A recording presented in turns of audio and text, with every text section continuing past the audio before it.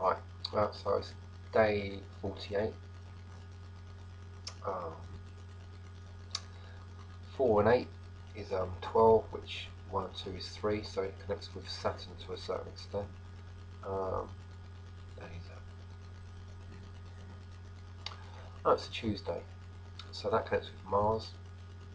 We go into the Mercury sphere from the Venus sphere, which is the path of Mars. Um,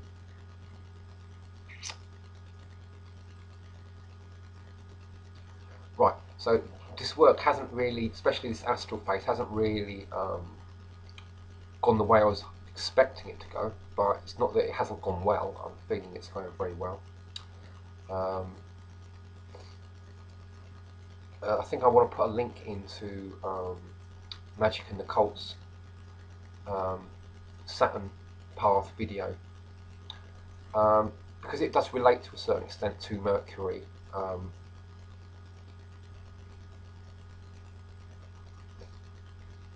Now, one of the things that's happened in this stuff is that, and one of the things that I did kind of intend is that I'm taking over the astral plane, my astral tree, and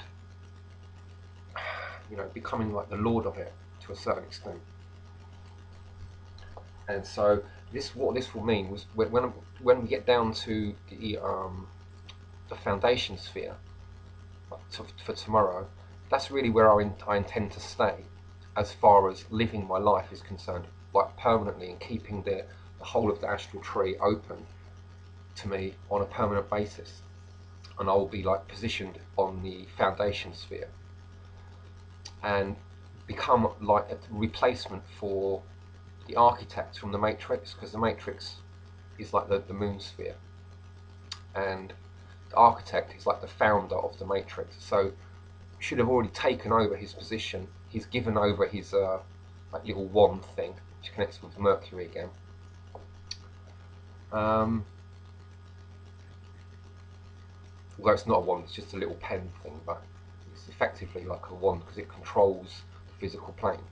Now the reason I'm doing this is because the more control I have over the astral plane will determine what happens on the physical plane, which is like the kingdom sphere. But I will look at the kingdom sphere, the physical plane, as though it is Hades, it's the underworld. And that's why I will be occupying the foundation sphere, the beginning of the astral plane, on a permanent basis. So when I go into the world, I will know that I'm going into the underworld. So that's the idea. And by having that position in the astral plane permanently open and constantly working with that, I determine what happens on the physical plane, more or less completely. So that's how you become like the real magician, and having like control. You're like a living god. Then you're effectively controlling your physical environment in many different ways. This probably isn't going to be suitable for everyone for the moment.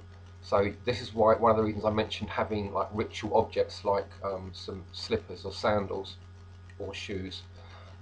You also might want to get other things together like a wand or sword, a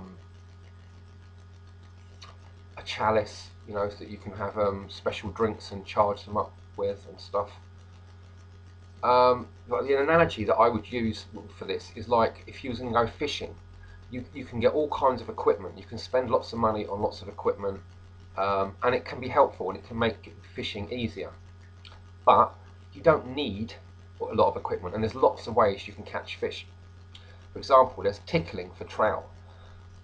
People can go and children can learn quite easily how to put their hand in a stream at certain places in a stream and just tickle, wait for until they can feel the trout tickling their fingers. You put it in a certain place and the trout will come along thinking that your fingers are part of something growing out of the ground, and then they will start hanging around just above your fingers and allowing you to tickle them, and then you just grab them, and you can people can get 2 or 3 trout out of one spot quite easily.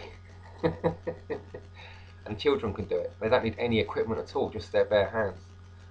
Um, Another way is to swim, or you kind of need a something. You could do it with your hands, but it'd be easier if you had some sort of spear or trident, and you can just swim with the current down a reasonably fast flowing river or large stream, and there will be fish waiting in, like, keeping their place in the current, swimming against the current to maintain their position in the river. And as you go with the flow of the river, you see them coming up to you quickly, and you can just spear them very easily. So you don't really need a lot of equipment for that. And I believe it's the same with like magic and these kind of works. You don't need the equipment. It can make things easier, but it's also stuff that you have to carry around. It's a matter of choice what you want to do. So if you want to get your start building up a set of astral tools, it's very legitimate. But there are other ways around it. You don't necessarily need to have the tools. You can still accomplish what you need to accomplish without them. So that's probably the way I would go myself. But I mentioned these things because some people might not want to, or not be ready to deal with be living in the astral plane completely all the time, and you want some way of accessing it and coming back out again. So that would help be like the sandals or any other kind of objects that you might want to charge up. So I thought I'd say that. So today also, like Mercury is also like the Buddha. He's got a connection with Thoth, like the book of Thoth, which is the tarot. Ceremonial magic anyway, the mind, communication, and he's connected with the magician. So, and I also believe he's connected with the right hand that can save you, mentioned in Job. So it's an important character. And to a certain extent, with the horned god, there's kind of a lot of things that Mercury he's a oh, the other thing about it is, well, the way I'm doing this is you're opening up, having all this stuff going on in the astral permanently, so that you can go and visit these beings, and they're part of you. And as we've got rid of a lot of all this corrupt stuff at the beginning of this astral phase, it's now all being replaced with the proper stuff. That's how it's working for me. So when I go and visit these places, they've got a much more legitimate, proper place, and I can deal with them on a much more effective, in an effective way, and they're much more responsive to me, so I can get things done. In some ways, like for example, looking at the Hebrew way, they're all angels, and they're all working for me. They all minister to me. That's their job. The reason they weren't ministering is because they'd become fallen and corrupt. That's why I have to cut away the old part of the tree, and it renews itself automatically. So now it's renewed itself, it's all new and fresh and young. That corruption's gone, and I've taken over. I'm now the founder. I've taken the place of the original founder or architect, and that's now become me. So I have complete control over everything. Okay, so that's it. That's a responsibility that I've chosen, and it's now a case of when we go back up the tree over the next 10 days or 12 days. That will be re-establishing my work and my relationships with all these other beings in the various spheres. That's going to be the rest of this 30-day period.